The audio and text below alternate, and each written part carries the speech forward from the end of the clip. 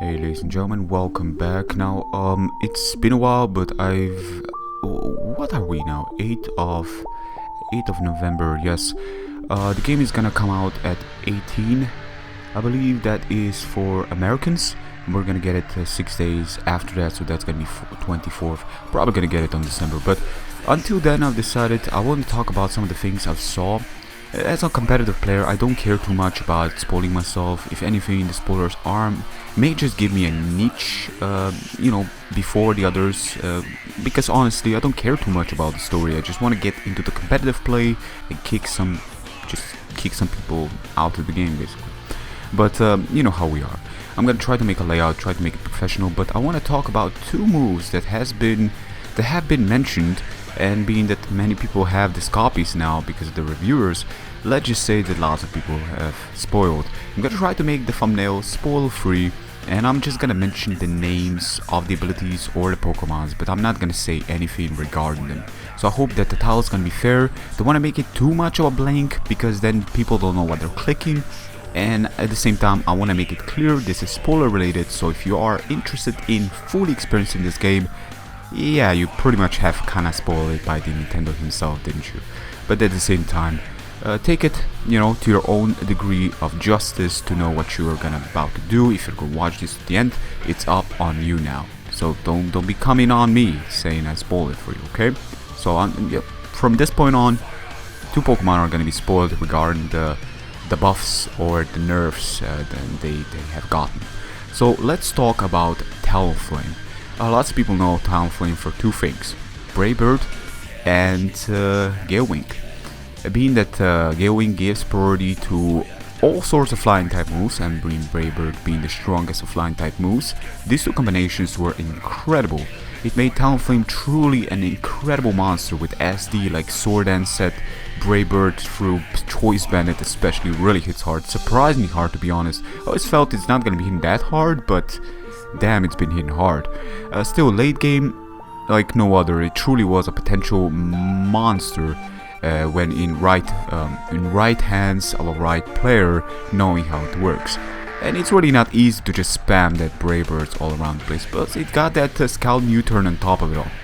So basically, Brave Bird and Gale Wings were incredible combination. Now Talonflame is a very fast Pokemon. It hits a remarkable speed, but Gale Wings really makes it stand out because it outspeeds pretty much all choice Scarfers without them having priorities, which most will fail because, let's be honest, Bullet Punch, resist, Mach Punch, resist, Extreme Speed, neutral, yeah, but let's just be honest, you don't kill a Talonflame with priority moves, outside of maybe Extreme Speed and so forth. But that's beside the point. Now what is the point is the actual nerf they got to his ability. And it's not really... Is there other Pokemon that's got Gale Wind? I cannot seem to remember. But, it's all about Talonflame, let's be honest here. The thing is, his ability was bashed down a lot.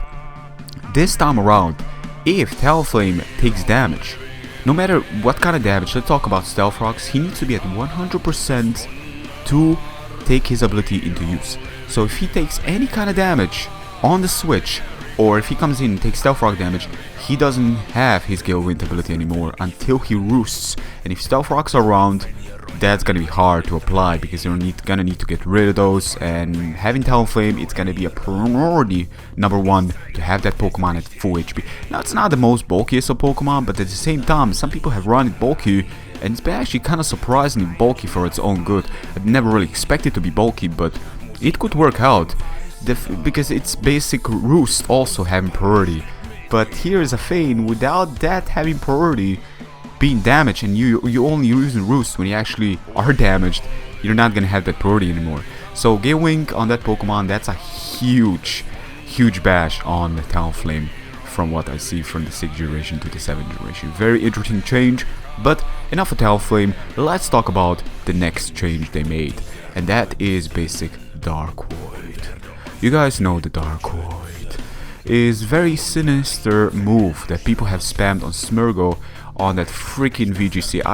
I saw it and I thought to myself, this is the cheapest move in the game. Dark Void hits all the opponent's targets, all three of them.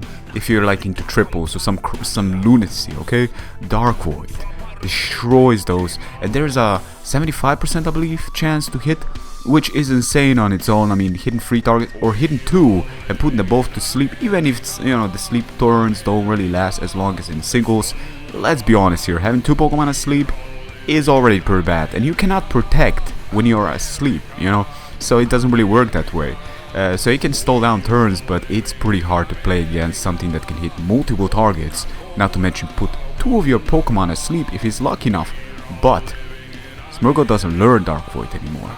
Not to mention Dark Void accuracy, which I cannot seem to say, was it 75 or 80%? I believe it was 75 or maybe even 70. It fall down to 50%. So we're talking about Zap Cannon accuracy level. We're talking about Dynamic Punch accuracy level. We're talking about some pretty bad accuracy. So the only way I can see this being used still is, from the VGC perspective, is with Gravity. And even then you risk the miss. Not to mention it will need to allow Darkrai in there, and I don't think that's gonna happen any day soon. Who knows how the VGC rules are gonna stand out, but I'm seeing some changes, especially regarding the VGC.